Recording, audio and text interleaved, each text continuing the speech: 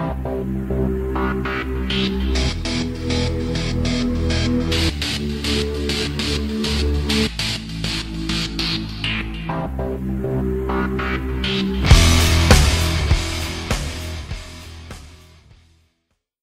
tout le monde, bienvenue dans votre bombardier préféré, une belle ride again dans un B-52. Merci de vous abonner à YouTube et à notre page Facebook pour nous encourager. Night Train au micro, on passe ça. Au Canada, il y a une dynastie de sport actuellement dans les, disons, 20-25 dernières années. Au niveau professionnel, au niveau amateur, il y en a une seule. Et on a la chance d'avoir ça ici au Québec. C'est pas dans une autre province, c'est dans la province de Québec. Et c'est le Rouge et Or Football, l'équipe de football de l'Université Laval dirigée par Glenn Constantin. On veut prendre quelques minutes pour souligner l'exploit exceptionnel que constitue la performance du Rouge et Or Football, la performance de toute l'équipe de coach, également des dirigeants qui encadrent ça avec Jacques Tanguay. Performance tant sur le plan athlétique, sur le plan sportif, que sur le plan humain, sur le plan académique. Une des raisons pour lesquelles les joueurs veulent venir jouer pour le Rouge et Or de l'Université Laval, c'est parce que le coach, le head coach et l'organisation dans son ensemble a réussi à trouver un équilibre entre un très haut niveau de performance, de très hautes attentes sur le plan sportif, avec également de très hautes attentes au niveau académique. On veut faire de bons étudiants sportifs pour le Rouge et Or. On ne veut pas mettre à l'écart tout le volet académique au détriment du sport. Et en quelque part, c'est quelque chose qui est tout à l'honneur de Glenn Constantin et de l'organisation du Rouge et Or.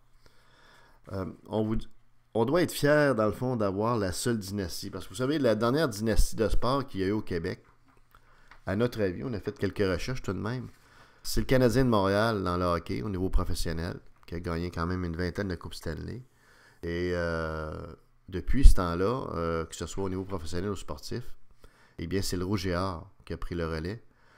Vous savez, juste pour vous donner une idée de la performance remarquable du Rouge et Or, le club qui avait gagné le plus de Coupes Vanier au Canada dans les derniers 50 ans, on avait gagné 6 Coupes Vanier en 50 ans.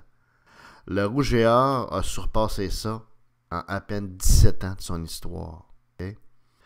Le Rouge et Or a gagné 9 Coupes Vanier et en a perdu 2.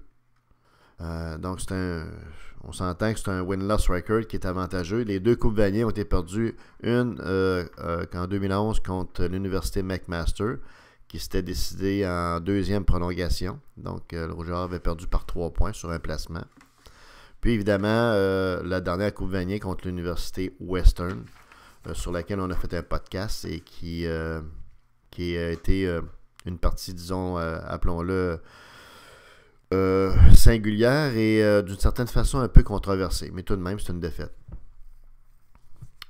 Glenn Constantin est le head coach du Rouge et Or depuis 2001. Il a 8 Coupes Vanier à son crédit et c'est évidemment l'entraîneur en chef qui a gagné le plus de Coupes Vanier, le plus de championnats canadiens dans l'histoire au Canada, déjà au moment où on se parle. Alors on s'entend que c'est quand même pas rien. Vous savez, les joueurs qui viennent jouer pour le Rouge et Or doivent, comme on le disait d'entrée de jeu,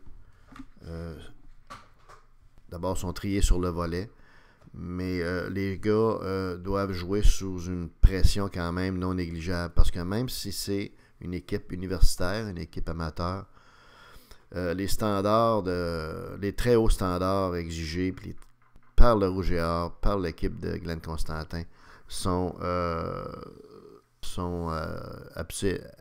uniques. Et puis, les joueurs, dans le fond, sont comme dans une équipe professionnelle. C'est exact au niveau de l'entraînement, de l'encadrement, du coaching, du suivi même hors saison.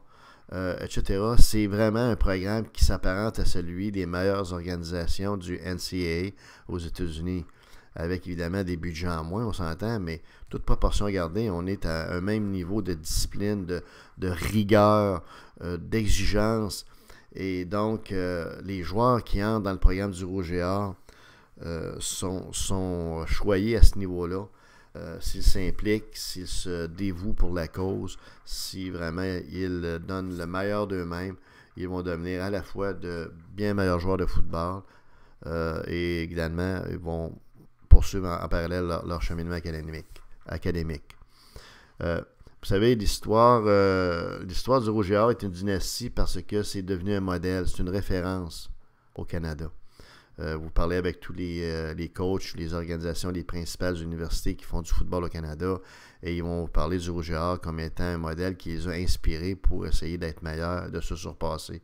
Et c'est peut-être ça qui est la plus grande contribution du Rouge et Or, en plus des championnats que le club a gagné, c'est d'avoir amené dans le fond les autres organisations à se surpasser, à se dépasser, d'une part, et d'autre part, ici, au Québec, d'avoir amené la création de beaucoup de programmes de football au niveau d'écoles secondaires, au niveau également des collèges, des cégeps.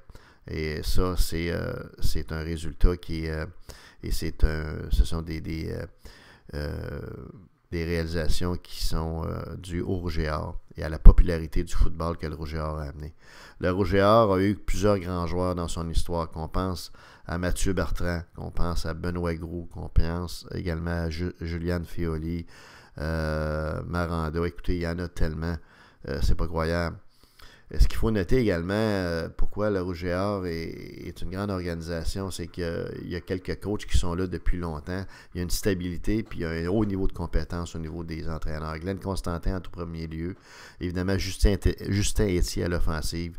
Rappelez-vous juste le travail exceptionnel fait par Justin Etier avec Tristan Grenon, qui est un carrière quand même avec un bon carrière, mais pas un grand carrière, et il a réussi, dans le fond, à faire en sorte de gagner une Coupe Vanier avec Tristan Grenon au poste de carrière en adaptant son livre de jeu. Donc, Carl Brennan, au niveau de la ligne offensive, est reconnu comme le meilleur coach O-line au Canada.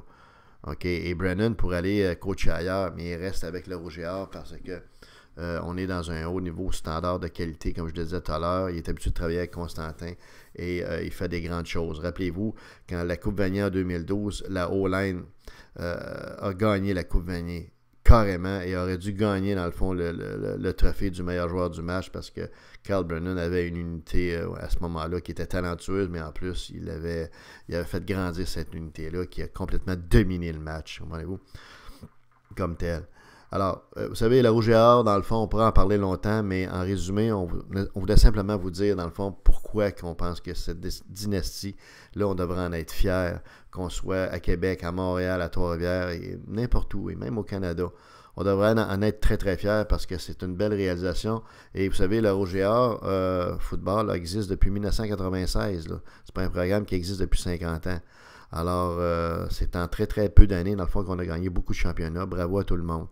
On veut juste noter une chose. À Montréal, il y a un petit peu moins je dirais, d'écho des succès du Rouge et Or lorsqu'il vient le temps d'identifier les grandes équipes ou les performances exceptionnelles.